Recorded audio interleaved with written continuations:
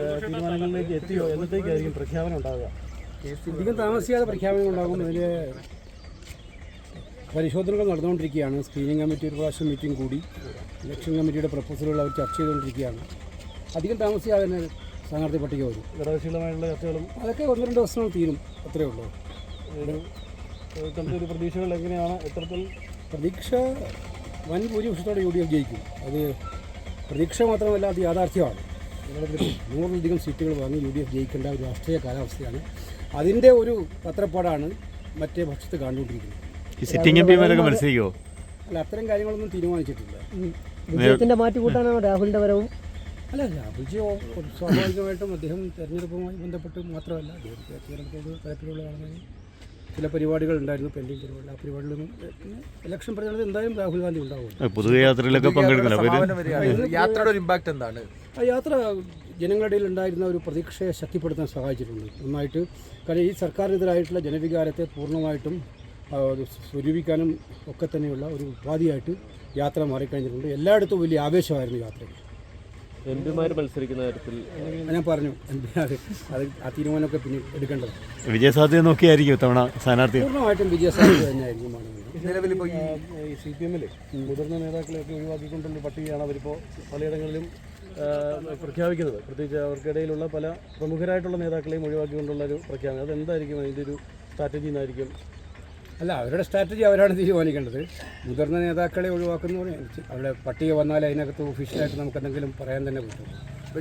CPM-നകത്ത് നടക്കുന്ന കാര്യങ്ങൾ ഇതുപോലെ കേട്ടുകളിവില്ലാത്ത കാര്യങ്ങളാണ് നമുക്കെല്ലാവർക്കും. ആ പാർട്ടിക്കകത്ത് ഇപ്പം സാധാരണ പ്രവർത്തകൻ്റെയോ അവരുടെ പ്രധാനപ്പെട്ട നേതാക്കളുടെയോ വികാരമൊന്നും ഉൾക്കൊള്ളുന്ന രീതിയല്ല ഇപ്പോൾ ഉള്ളതെന്ന് എല്ലാവരും മനസ്സിലാക്കിക്കൊണ്ടിരിക്കുകയാണ്. അതാണ് എല്ലാവരുടെയും സുധാകരൻ്റെയൊക്കെ തന്നെ ഫേസ്ബുക്ക് പോസ്റ്റ് നമ്മൾ കണ്ടാൽ മനസ്സിലാവുന്നത്. അദ്ദേഹത്തോട് സംസാരിക്കുന്നതും ചർച്ച ചെയ്യുന്നതായിട്ടൊന്നുമില്ല. അങ്ങനെ സുധാകരൻ മാത്രമല്ല, കേരളത്തിലെ യഥാർത്ഥ കമ്മ്യൂണിസ്റ്റ് അണികൾ ഈ സർക്കാരിൽ അമർഷം ഉള്ളവരാണ് എന്നുള്ള കാര്യം വ്യക്തമാണ്. അത് അദ്ദേഹത്തിൻ്റെ അമർഷം വളരെ കൃത്യമായി തന്നെ അദ്ദേഹം പറഞ്ഞു വെക്കുന്നു. അതെ, തീർച്ചയായിട്ടും പറഞ്ഞു വെക്കുന്നു. അങ്ങനെ പറയുന്ന ആളല്ലായിരുന്നു അദ്ദേഹം. അടിയുറച്ച ഒരു കമ്മ്യൂണിസ്റ്റാണ്, ഇപ്പോഴും അങ്ങനെ തന്നെയാണെന്നാണ് എൻ്റെ വിശ്വാസം. അപ്പോൾ അദ്ദേഹത്തിന് പോലും മനോവിഷം ഉണ്ടാക്കുന്ന ഒരുപാട് കാര്യങ്ങൾ നടക്കുന്നുണ്ട് എന്നുള്ളത് അദ്ദേഹം തുറന്നു പറയേണ്ടി വന്നു. ആ സാഹചര്യം തന്നെ ആ പാർട്ടിയിൽ ഉണ്ടാകുന്ന പ്രശ്നങ്ങൾ തെളിവ്. ഇതുവരെ അങ്ങനെ ഒരു ചർച്ചയും നടന്നിട്ടില്ല. സുധാകരൻ ഇപ്പോഴും CPM-ൽ തന്നെ ഉറച്ചു നിൽക്കുന്നു എന്നുള്ളതാണ് ഞാൻ മനസ്സിലാക്കിയിട്ടുള്ളത്. ഒരു ചർച്ചയും നടത്തിയിട്ടില്ല. ഈ PK ശശി പോലുള്ളവരെയൊക്കെ വരികയും അവരെ ഇത്തരം സ്ഥാനാർത്ഥിത്വത്തിലേക്ക് പോവുകയാണെങ്കിൽ അത് തീരുമാനമായിട്ടില്ല. തീരുമാനമാകാത്ത കാര്യങ്ങളെക്കുറിച്ച് ഞാനെങ്ങനെയാണ് അഭിപ്രായം? നിലവിലിപ്പോൾ ഈ ആറുമുളയിലടക്കം അഭിനവർക്കയുടെ പേര് ചർച്ചയായി വരുമ്പോഴത്തേക്കും അവിടെ DCC ഓഫീസിൻ്റെ ഫ്രണ്ടിലൊക്കെ പോസ്റ്റർ പതിപ്പിക്കുന്നു.